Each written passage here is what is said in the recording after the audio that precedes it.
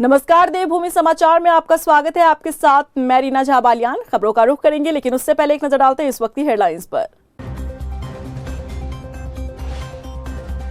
भू कानून को लेकर नए साल पर धामित सरकार का धाकड़ फैसला। राज्य में कृषि भूमि की खरीद फरोख्त पर लगाई रोक। बाहरी लोगों को जिलाधिकारी भूमि क्रय पर नहीं देंगे स्वीकृति।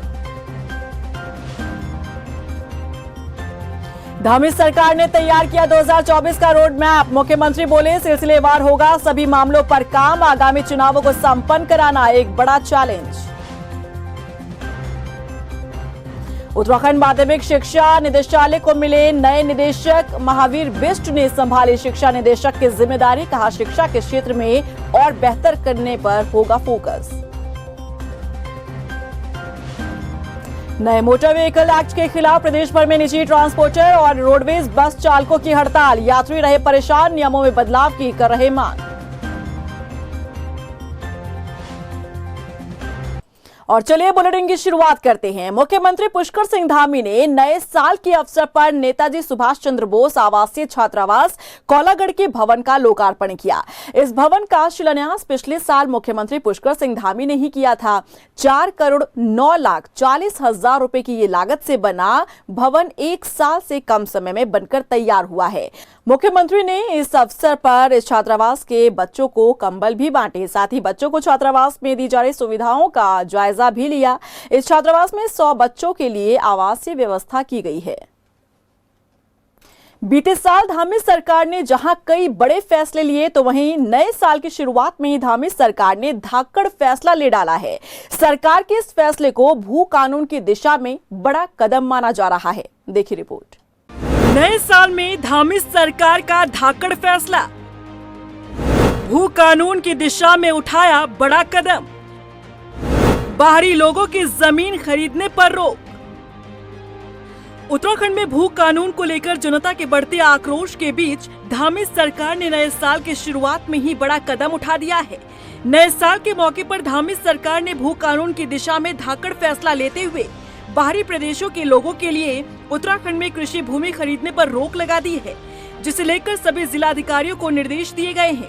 मुख्यमंत्री पुष्कर सिंह धामी के इस फैसले को कई मायनों में खास माना जा रहा है, क्योंकि एक तरफ जहां भू कानून को लेकर सरकार के द्वारा एक कमेटी पूर्व मुख्य सचिव सुभाष कुमार की अध्यक्षता में बनाई गई थी, जिसकी रिपोर्ट सरकार को दे दी गई है, तो वहीं इसी कमेटी की रिपोर्ट का परीक्षण करने के लिए अपर मुख्य सचिव राधा रतोड़ी की अध्यक्षता में भी एक कमेटी गठित की जा चुकी है।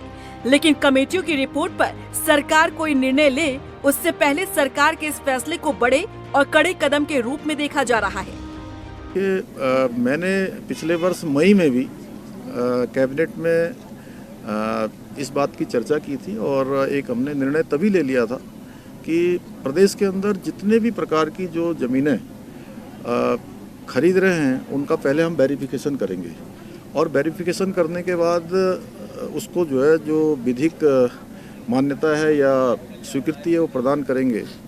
और आज इसने नए वर्ष में हमने जो कृषि के लिए जो भूमि अन्य लोगों के द्वारा खरीदी जाती है उस पर हमने अभी रोक लगा दी है। अन्य जो जमीन है उसका भी वेरिफिकेशन हम सभी का करेंगे।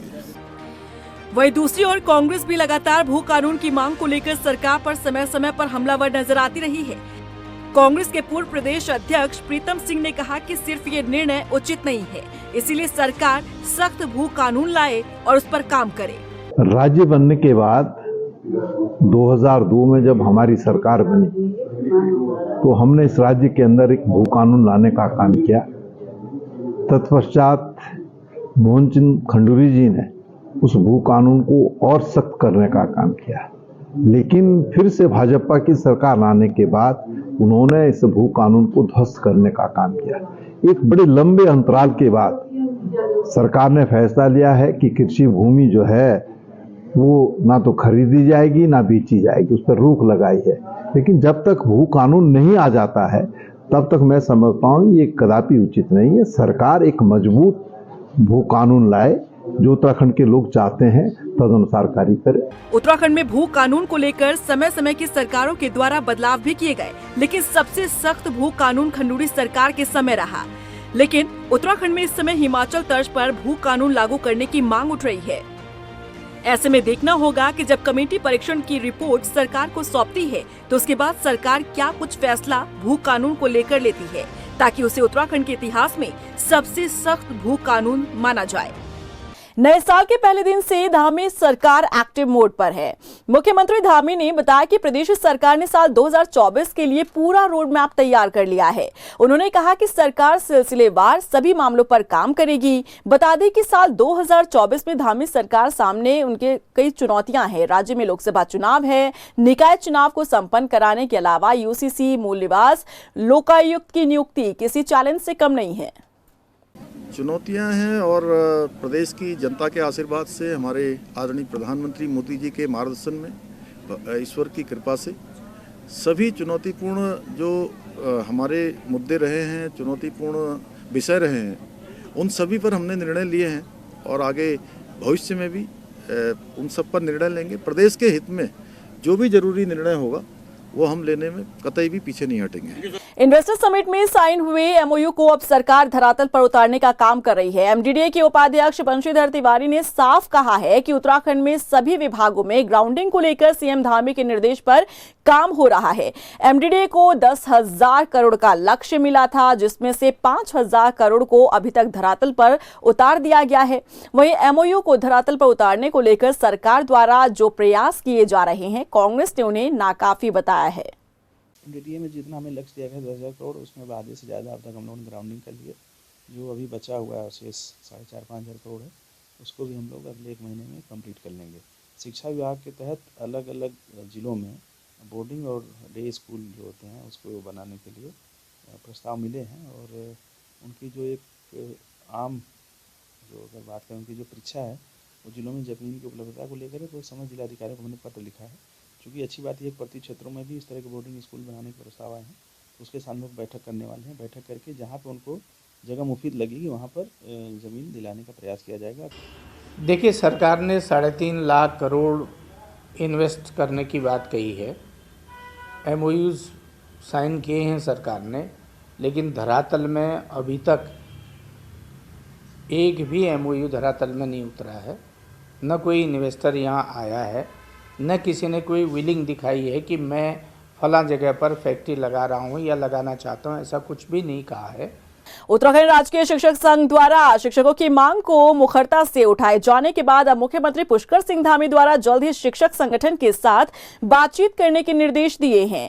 एक कार्यक्रम के दौरान शिक्षक संगठन के अध्यक्ष राम सिंह चौहान और प्रांतीय महामंत्री रमेश पैनुली द्वारा मुख्यमंत्री से मुलाकात की गई और इस दौरान उन्होंने शिक्षकों की मांगों से मुख्यमंत्री को अवगत कराया, जिस पर मुख्यमंत्री पुष्कर सिंह धामी ने शिक्षा महानिदेशक बंशीधर तिवारी को निर्देश दिए कि जल्द ही शिक्षक संगठन के साथ बैठक की जाए।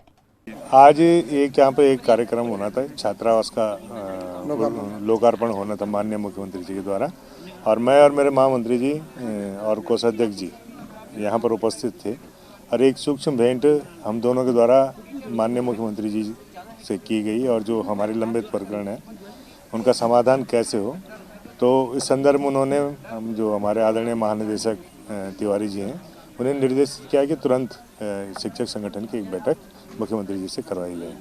केंद्र सरकार की ओर से एमवी एक्ट के नियमों में किए गए बदलाव के विरोध में प्रदेश के निजी ट्रांसपोर्टर्स ने राष्ट्रव्यापी हड़ताल की है, जिससे ज्यादातर निजी बस, टैक्सी, मैक्सी, ट्रैवलर, विक्रम हड़ताल पर रहे। सभी ड्राइवर्स ने केंद्र सरकार के विरुद्ध जगह जगह पर प्रदर्शन किया, जिसकी वजह से यात्रियों को परेशानियों का सामना करना पड़ा। वहीं ट्रक चालकों ने भी राजधानी देहरादून में चक्का जाम करने का प्रयास किया, लेकिन पुलिस प्रशासन के साथ हल्की नोकझोंक के बाद सभी चालक ट्रांसपोर्ट नगर धरने पर बैठ गए। उनकी मांग है कि जब तक सरकार इस नियम को नहीं बदलती तब तक धरना प्रदर्शन करते रहेंगे। हमारी मांग है सर ये है कि ये जो कानून बनाया गया है ये बहुत गलत बनाया गया है।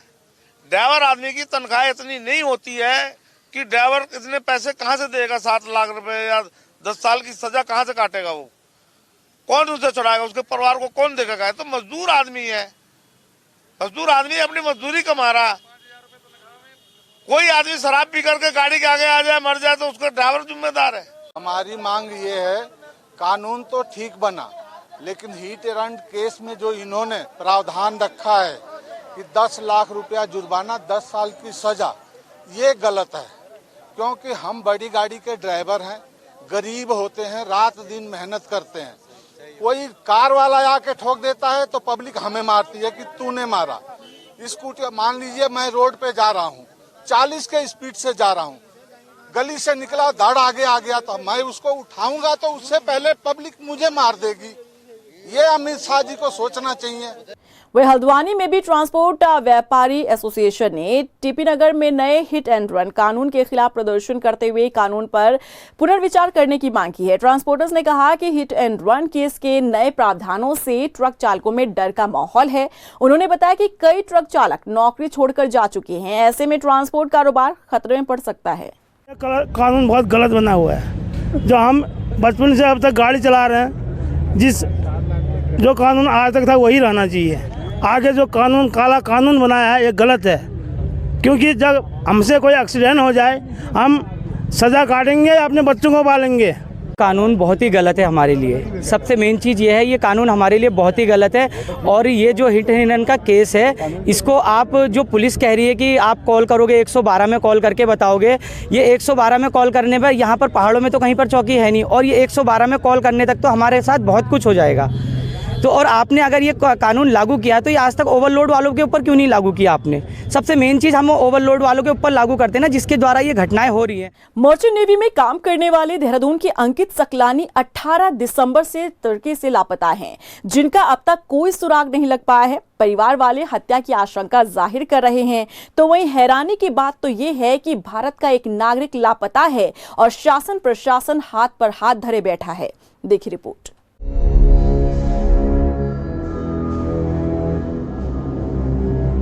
18 दिसंबर से लापता अंकित सकलानी। उत्तराखंड का अंकित तुर्की से लापता, अब तक नहीं मिला कोई सुराग। परिवार लगा रहा गुहार, हमारी भी सुनो सरकार। बड़ी हैरानी की बात है, 18 दिसंबर से मर्चेंट नेवी में काम करने वाला उत्तराखंड का युवक अंकित सकलानी तुर्की से लापता है, जिसका अब तक कोई सुराग नहीं लग पाया। अंकित के परिवार वालों का रो रो कर बुरा हाल है। उन्हें अपने लाल का इंतजार है। शासन प्रशासन से मदद की गुहार है, लेकिन हैरानी की बात तो ये है कि भारत का एक नागरिक इतने दिनों से लापता है। उत्तराखंड के युवक को लापता हुए इतने दिन बीत चुके हैं, बावजूद इसके अभी तक शासन प्रशासन की तरफ से कोई कदम नहीं उठाया गया। अंकित के परिजनों को इस वक्त कुछ समझ में नहीं आ रहा कि करें तो करें क्या, कहाँ जाएं, किससे सवाल पूछें, क्योंकि इनकी आवाज जिम्मेदार पदों पर बैठे लोगों को सुनाई नहीं दे रही। हालांकि उत्तराखंड के अंकित सकलानी के लिए बीजेपी के राष्ट्रीय मीडिया प्रभारी और सांसद अनिल बलूनी सक्रिय नजर आए। विदेश मंत्री एस जयशंकर से उन्होंने बात की और तुर्की में संपर्क कर पता लगाकर अंकित के परिजनों की मदद करने की मांग की। हालांकि इसके बाद क्या प्रक्रिया आगे बढ़ी, क्या अंकित की तलाश की जा रही है या फिर नहीं, इसे लेकर परिवार वालों को कोई जानकारी नहीं दी गई और न ही कोई उनसे संपर्क कर रहा है, जिसके कारण इस वक्त अंकित सकलानी का परिवार परेशान है। बता दें कि अंकित की पत्नी पिंकी सकलानी ने बताया कि हाल ही में अंकित ने मुंबई की एल्विस शिपिंग कंपनी ज्वाइन की थी और 1 दिसंबर को रूस से तुर्की के अलियाक पोर्ट के लिए रवाना हुए थे। इसी दौरान अंकित ने अपनी पत्नी और भाई अंकुश को मैसेज किया कि यहाँ कुछ ठीक नहीं है और वो जल्द ही घर वापस लौटना चाहते हैं। इस मैसेज के कुछ दिनों बाद 11 और 12 दिसंबर को पिंकी और भाई निशांत के व्हाट्सएप पर मैसेज आया, जिसमें अंकित सकलानी ने बताया था कि अगर उन्हें कुछ होता है तो उसके लिए कंपनी जिम्मेदार होगी। अंकित की पत्नी के मुताबिक 18 दिसंबर को कैप्टन ने कॉल कर अंकित के शिप से कूदने की जानकारी परिवार को दी थी, लेकिन इस बात को परिवार मानने को तैयार नहीं है। अंकित के परिजनों ने हत्या की आशंका जाहिर की है और शिपिंग कंपनी पर कई गंभीर आरोप लगाए हैं। परिजनों ने आरोप लगाते हुए पूछा है कि जब अंकित की मानसिक स्थिति ठीक नहीं थी तो उन्हें घर वापस क्यों नहीं भेजा गया। साइन ऑफ करने में आखिर कंपनी ने इतना समय क्यों लगा दिया? क्या शिप पर कोई गलत काम चल रहा था? आखिर अंकित को शिप में किससे डर लग रहा था? ये तमाम सवाल वो हैं जो परिजनों को परेशान कर रहे हैं, लेकिन अब तक शासन प्रशासन की तरफ से इस मामले को लेकर मौन बैठना कई सवाल खड़े करता है। अल्मोड़ा में नगर पालिका परिषद में विकसित भारत संकल्प रथ यात्रा के तहत जिला पंचायत परिसर में शिविर का आयोजन हुआ। शिविर में समाज कल्याण विभाग, बाल विकास, उद्योग, आयुर्वेदिक, यूनानी, खाद्य आपूर्ति, श्रम और प्रदान, डाकघर विभाग ने अपने स्टॉल लगाए, जिसमें आम जनता को केंद्र और राज्य सरकार द्वारा चलाई जा रही योजनाओं की जानकारी दी गई। बता दें कि कैंप में शामिल हुए सांसद अजय टमटा ने उज्ज्वला योजना के 5 और पीएम आवास के 11 लाभार्थियों को चेक बांटा।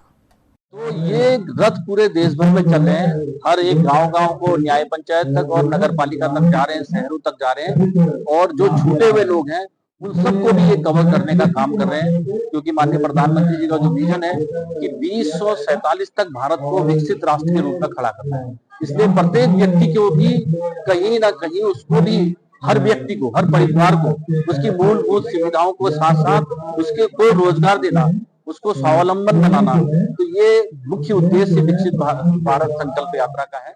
वहीं भगवानपुर नगर पंचायत में भारत संकल्प यात्रा का आयोजन हुआ, जिसमें तमाम विभागीय अधिकारियों ने ग्रामीणों की समस्याएं सुनने के साथ उन्हें जन कल्याणकारी योजनाओं की जानकारी दी। बता दें कि शिविर में बीजेपी के कई दिग्गज नेता भी शामिल हुए, जिन्होंने ग्रामीणों को केंद्र और राज्य सरकार की उपलब्धियों को गिनाया।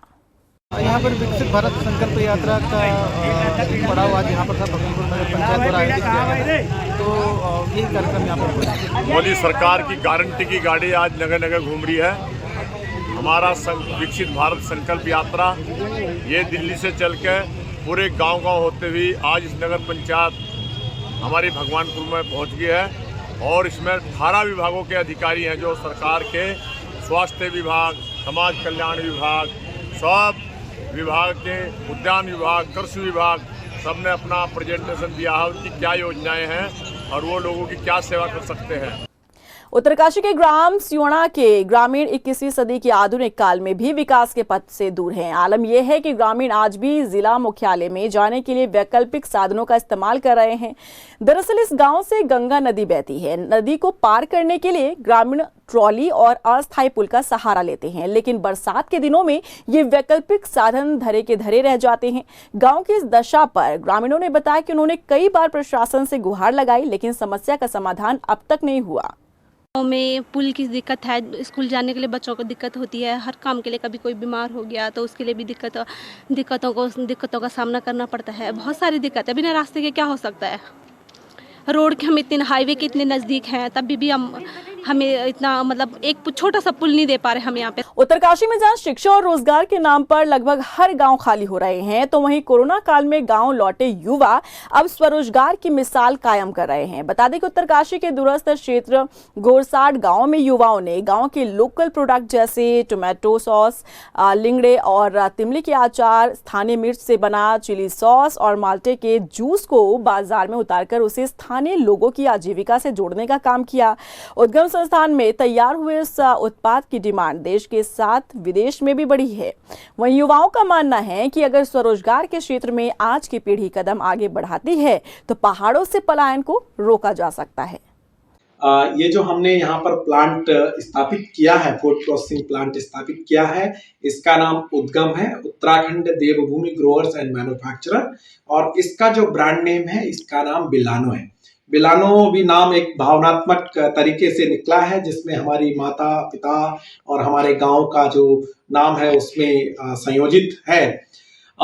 इस प्लांट को स्थापित करने का मात्र ये ध्येय है कि हम अपने क्षेत्र में एक स्वरोजगार को स्थापित कर सकें और जिससे जो पलायन रूपी जो महामारी है उसका जड़ से उन्मूलन कर सकें। कि जैसे गांव में क्या होता है कि काफ़ी तरह के फ्रूट्स वगैरह मिलते हैं, फल सब्जियां मिलती हैं, तो गांव वालों को, हम लोगों का मतलब उद्देश्य ये है कि वो किस तरह से उन सब्जियों का, फलों का इस्तेमाल कर सकते हैं। ख़राब होने से अच्छा है या आप मंडी में, बाज़ार में कम दामों में बेचने से अच्छा ये है कि आप खुद का कुछ रोज़गार करके और उससे कुछ नई चीज़ें बना के, जैसे मान लीजिए यहाँ पे माल्टा काफ़ी होता है तो माल्टे का आप जूस बना लीजिए। बहुत अच्छा काम ही हुआ, बस हम तो बहुत बढ़िया रोजगार भी मिली, बस हमारा लड़कों खोली तो बहुत बढ़िया करी। लगभग कति कट छेल आप?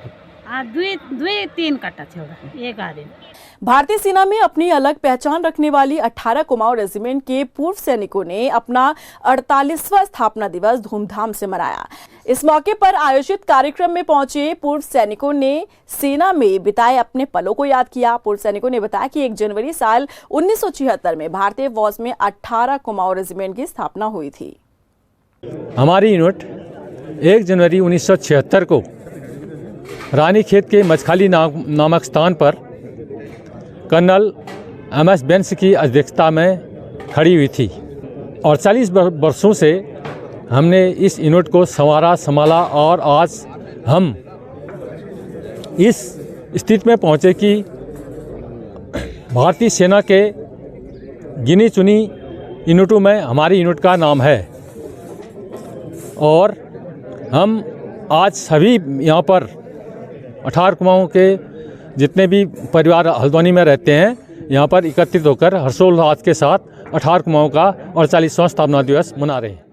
पौड़ी जिले के लैंसडाउन में यहाँ पर डॉप्लर वेदर रडार अब शुरू हो गया है, जिसके चलते मौसम का सटीक अलर्ट मिल पाएगा। बता दें कि ये रडार 100 किलोमीटर के दायरे में मौसम का पूर्वानुमान देगा। पौड़ी जिले के साथ ही चमोली, रुद्रप्रयाग और टिहरी के कुछ हिस्सों की मौसम की सटीक जानकारी भी अब मिल पाएगी। मौसम विज्ञान केंद्र के निदेशक विक्रम सिंह ने बताया कि पौड़ी में लगे इस डॉप्लर रडार का उद्घाटन जल्द कराया जाएगा। करीब 6 करोड़ की लागत से लगे इस डॉप्लर रडार से हाल रियल टाइम मॉनिटरिंग हो रही है। जो रडार है कंप्लीट उसका इंस्टॉलेशन हो चुका है और उसके जो प्रोडक्ट्स हैं वो भी मिलने शुरू हैं। तो ये अच्छी चीज़ है कि आप देखेंगे अब कि उत्तराखंड के लिए जो ज़्यादातर एरिया जो इन हैबिटेट एरिया है जहाँ पे लोग रहते हैं या यात्रा वाले भी जो एरियाज है तो मैक्सिमम कवरेज उसमें मिल जा रहा है। थोड़ा बहुत आप ये कह सकते हैं क्योंकि जो अंदर के हमारे डिस्ट्रिक्ट है उसमें वैलीज में आकर जब आप जाते हो तो कहीं ना कहीं वो ऑब्स्ट्रक्शन एक हो जाता जो सामने अंदर आप जब जाएंगे तो बहुत ऊंचे पर्वत है, हिल्स है, तो वो कहीं ना कहीं उसके लिए बाधा थोड़ा करता है। तो एकदम आप ये कह सकते हैं वैलीज में तो हम लोग एकदम नहीं मॉनिटर कर पाएंगे जो वेदर एक्टिविटी होती है, लेकिन ये है कि बाकी जो है चीज़ें वो उसमें अब कवर हो पाएगी। नया साल जहां कई लोगों के लिए खुशियां लेकर आता है तो वहीं देहरादून के मार्गों पर ई रिक्शा चलाने वालों के लिए ये नया साल चुनौतीपूर्ण हो सकता है। परिवहन विभाग ई रिक्शा पर रोक लगाने की तैयारी कर रहा है और इसके स्थान पर ई रिक्शा संचालकों को ऑटो का परमिट देने की तैयारी कर रही है, लेकिन ऑटो संचालक इस पर सहमति नहीं बना रहे हैं। बता दें कि ई रिक्शा को फिटनेस के आधार पर एक तय समय सीमा के बाद सड़कों से हटाया जाना था, लेकिन पिछले 10 सालों में लगातार ई रिक्शा बढ़ते गए और पुराने ई रिक्शा नहीं हटाए गए। आरटीओ प्रवर्तन शैलेश तिवारी ने बताया कि कई मार्गों पर ई रिक्शा को पूर्ण रूप से प्रतिबंधित करते हुए दूसरा विकल्प प्रस्तुत किया जाएगा। तो अब आरटीए ने एक जो बैठक अभी हुई थी उसमें कुछ चीज़ों पे डिस्कस किया है और डिस्कशन में कई मुद्दे आए हैं कि ई रिक्शा में जीपीएस लगाने की बात चल रही है, ई रिक्शा के रजिस्ट्रेशन को कैसे रोका जाए इसके लिए एक प्रस्ताव बना करके शासन में भेजने की बात है। उसके बाद है कि जो मुख्य मार्ग हैं वहाँ ई रिक्शा नहीं चलेंगे, खासकर जो हाईवे हमारे हैं देहरादून में 6-7 मार्ग ऐसे हैं जहाँ इनको प्रतिबंधित किया गया है, उसको बहुत सख्ती से लागू करने की बात है। कई ई रिक्शा वाले ऐसे हैं जिनके डॉक्यूमेंट पूरे नहीं हैं और बगैर ड्राइविंग लाइसेंस के भी वो गाड़ी चला रहे हैं, तो उनके लिए है कि इसको जो चेकिंग का प्रोग्राम है, अभियान है, उसको सख्ती से चलाया जाए। और इसी के साथ फिलहाल इस बुलेटिन में बस इतना ही, लेकिन चलते चलते एक नजर डालते हैं इस वक्त की हेडलाइंस पर। भू कानून को लेकर नए साल पर धामित सरकार का धाकड़ फैसला। राज्य में कृषि भूमि की खरीद फरोख्त पर लगाई रोक, बाहरी लोगों को जिलाधिकारी भूमि क्रय पर नहीं देंगे स्वीकृति। धामित सरकार ने तैयार किया 2024 का रोड मैप। मुख्यमंत्री बोले सिलसिलेवार होगा सभी मामलों पर काम, आगामी चुनावों को संपन्न कराना एक बड़ा चैलेंज।